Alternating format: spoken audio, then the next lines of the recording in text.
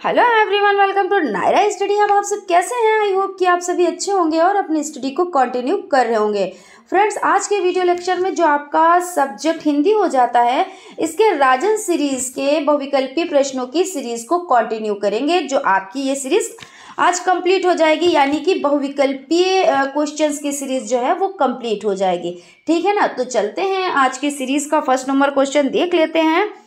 First number question हो जाता है, उच्चारण के समय ध्वनियों के समुचित आरोह अवरोह को कहते हैं स्वराघात, लय, गति, विराम। यानी क्या कहते हैं? तो स्वराघात कहते हैं। यानी कि आपका ऑप्शन राइट हो जाता है। क्योंकि आरोह अवरोह का मतलब क्या होता है? जैसे जब हम कोई चीज पढ़ते हैं तो ऐसा तो नहीं है कि एक ही लय में उसको पढ़ते चले जाते हैं। कभी थोड़ा जोर दे के पढ़ना पड़ता है किसी चीज को थोड़ा स्लो में पढ़ना होता है। तो इस तरह से इसको क्या कहते हैं? इसको स्वराघात कहते हैं। ठीक है ना? उसके बाद क्वेश्चन है, अनुस्वार के बाद यदि पा वर्ग का व्यंजन आता है तो अनुस्वार का उच्चारण होता है। क्या होता है? तो जा या हलंत वाला माँ हो जाता है। माँ के नीचे हलंत लगा हुआ है ना, इसको आधा तो मानते हैं। और गा और शा में हलंत, तो आपका जो आंसर हो जाता है वो माँ हलंत हो जाता है। आवारा मसीहा के लेखक हैं विष्णु प्रभाकर, विष्णु गुप्त, शिव पूजन या कन्हैयालाल मिश्रा प्रभाकर। इसमें आंसर आपका हो जाता है विष्णु प्रभाकर, यानी कि ऑप्शन राइट हो जाता है। काव्य की आत्मा है रस, छंद, अलंकार, उपर्युक्त सभी। तो इसमें उपर्युक्त सभी यानी काव्य की आत्मा रस भी है, छंद भी है और अलंकार भी है, यानी कि उपर्युक्त सभी राइट आंसर हो जाता है। जमीन पक गई है काव्य संग्रह है जयशंकर प्रसाद का, सुभद्रा कुमारी चौहान का, केदारनाथ सिंह का या अज्ञे का। तो केदारनाथ सिंह यानी कि सा ऑप्शन आपका राइट हो जाता है। क्वेश्चन है आपका, देवेंद्र शब्द में संधि है दीर्घ संधि, गुण संधि, वृद्धि संधि या यण संधि। तो देवेंद्र यानी देव प्लस इंद्र क्या है? तो अगर इसका संधि विच्छेद करेंगे तो देव प्लस इंद्र। अब यहाँ पे आप समझ लें, देवेंद्र में देखिए देव प्लस इंद्र में क्या है? तो गुण संधि का पालन हो रहा है। अब यहाँ पे गुण संधि देखिए बा ऑप्शन में हो रहा है। गुण संधि यानी छोटा आ बड़ा आ के, यानी देखिए यहाँ पे छोटा आ जो है वो किसके? तो आ बड़ा आ के।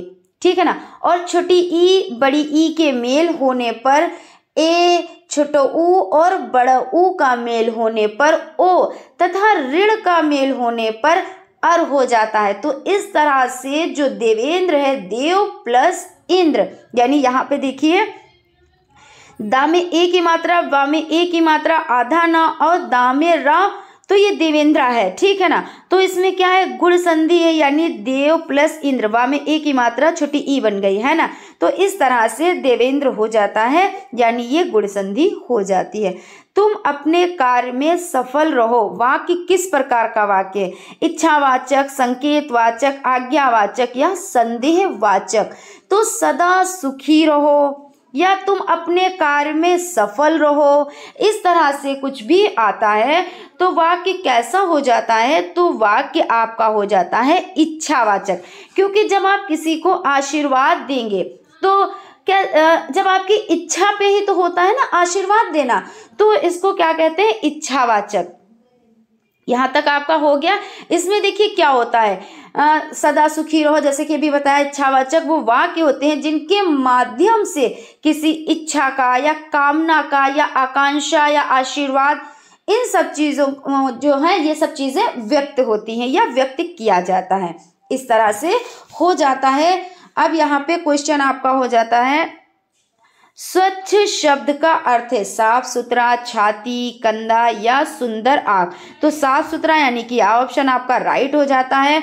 सुंदरता शब्द है जातिवाचक संज्ञा, व्यक्तिवाचक संज्ञा, भाववाचक संज्ञा या समुदायवाचक संज्ञा। इसमें आपका जो आंसर हो जाता है, यानी सुंदरता शब्द एक भाववाचक संज्ञा है। तो इस अकॉर्डिंग आपका सा ऑप्शन राइट हो जाता है।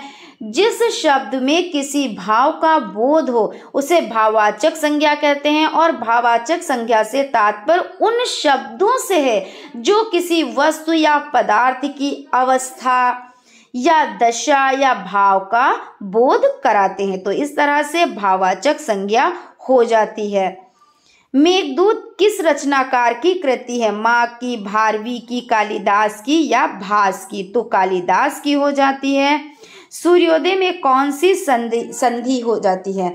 तो गुण संधि है या दीर्घ संधि है या आपका हो जाता है अनुस्वार संधि है या वृद्धि संधि है? तो इसमें आंसर की तरफ चलते हैं, यानी सूर्योदय में कौन सी संधि है? तो गुण संधि हो जाती है, यानी कि आपका आ ऑप्शन राइट हो जाता है। क्वेश्चन है, कौन सा शब्द अव्ययभाव समास का उदाहरण है? अव्ययभाव समास जिस सामासिक पद का क्या होता है? पूर्व पद। पूर्व पद मतलब पूर्व मतलब क्या होता है? पूर्व पद मतलब पहला पद क्या होता है? तो पहला पद प्रधान होता है, ठीक है ना, पहला पद प्रधान होता है और सामासिक पद अव्यय हो तो उसे क्या कहते हैं? अव्ययभाव समास, यानी सामासिक पद जो है वो अव्यय हो और पहला पद प्रधान हो तो उसे अव्ययभाव समास कहते हैं। अब इसमें देख लेते हैं, जैसे प्रत्येक तो क्या कह रहे हैं? पूर्व पद प्रधान हो, प्रत्येक, इस तरह से हो जाता है। अशुद्ध शब्द की पहचान कीजिए। प्रभु, भा में बड़ा ऊ की मात्रा लगी है, इसमें क्या कह रहे हैं? अशुद्ध शब्द, जो अशुद्ध है उसको छांटना है, वही आपका आंसर राइट होगा।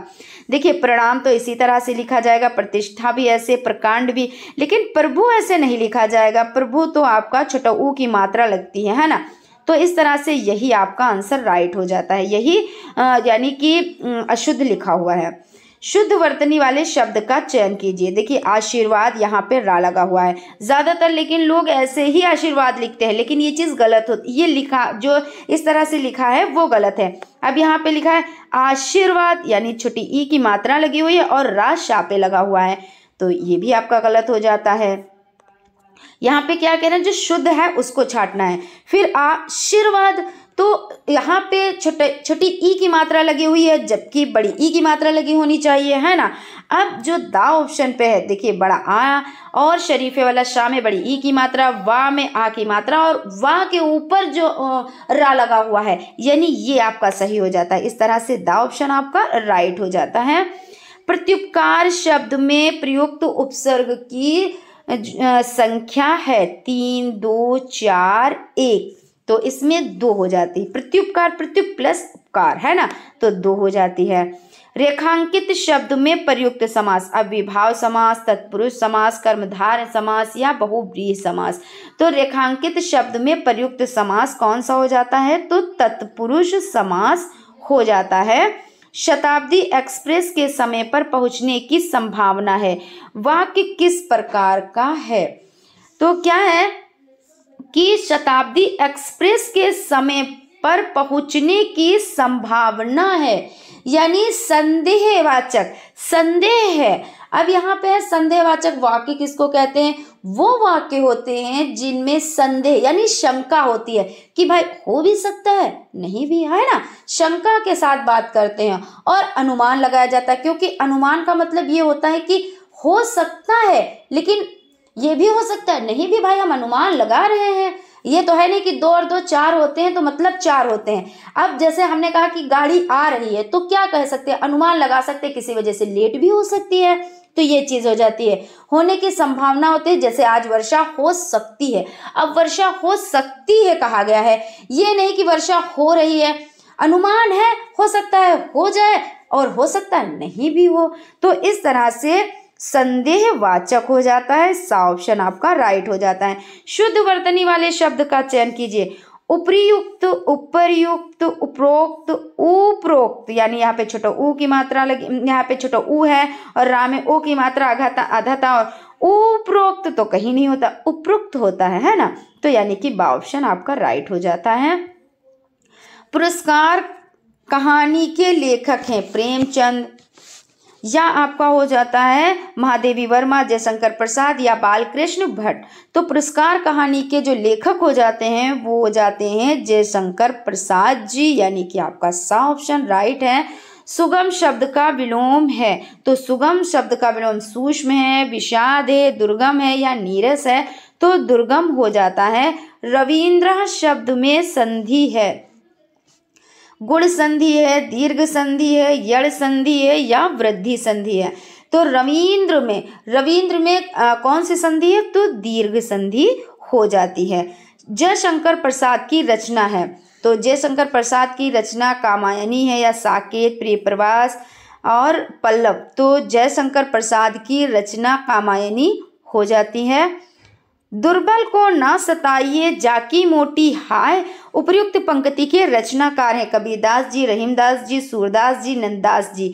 तो कबीरदास जी की ये पंक्ति है कि दुर्बल को ना सताइए जाकी मोटी हाय। इस तरह से ऑप्शन आपका राइट हो जाता है। दमक का तुकांत शब्द, तो तुकांत मतलब जो एक जैसे होते हैं, जैसे कहीं पे कोई गेम हो रहा है तो एक जैसे वर्ड बोलते चले जाते हैं कि अभी इससे ये स्टार्ट हुआ है तो कई शब्द बोलिए, तो वो तुकांत होते हैं ना शायरियों में, इस तरह से ज़्यादा इनका यूज़ होता है। तो जैसे दमक है तो धमक, चमक, है ना, तो इस तरह से यहाँ पे देखिए धमक है तो यानी ये तुकांत हो गया। जैसे दमक बोला तो दमक के बाद धमक बोलें, चमक बोलें, कमक बोलें, तो ये क्या है? ये सब तुकांत हो जाते हैं। व्यंजन कितने प्रकार के होते हैं? 1 प्रकार के, 2 प्रकार के, 3 प्रकार के या 4 प्रकार के? तो 3 प्रकार के होते हैं। अनुस्वार का चिन्ह कैसा होता है? तो अनुनासिक अनुस्वार आप लोग अच्छे से जानते हैं। अनुस्वार यानी एक चांद बना होता है, चंद्रबिंदी, और अनुस्वार ये होता है, अनुनासिक ये होता है चंद्रबिंदी वाला, और अनुस्वार होता है एक बिंदी ऊपर लगी हुई। तो ये आपका हो जाता है, यानी कि ऑप्शन आपका राइट हो जाता है। स्वर को विभक्त किया जाता है, तो स्वर को 1 में या 2 में या 3 में या 4 में? तो 3 में। संस्कृत भाषा में स्वर हैं, तो कितने स्वर हैं संस्कृत भाषा में? तो यहाँ पे देख लेते हैं। संस्कृत भाषा में जो आपके हो जाते हैं वो 13 स्वर हो जाते हैं। कौन कौन से? छोटा आ, बड़ा आ, छोटी ई, बड़ी ई, छोटा ऊ, बड़ा ऊ, ऋण, और ऋण में जो रा, ऋण और लर, ए, आए, ओ और आओ, इस तरह से हो जाते हैं। स्वर तथा व्यंजनों की कुल संख्या, तो स्वर तथा व्यंजनों की कुल संख्या 40 है, 42 है, 44 है या 46 है? तो द ऑप्शन 46 हो जाती है। काव्यों महाकाव्यों में सार गर्भित वाक्यों को कहते हैं। सूक्ति, छंद, श्लोक, महत्वपूर्ण वाक्य, तो सूक्ति कहते हैं, यानी कि ऑप्शन आपका राइट हो जाता है।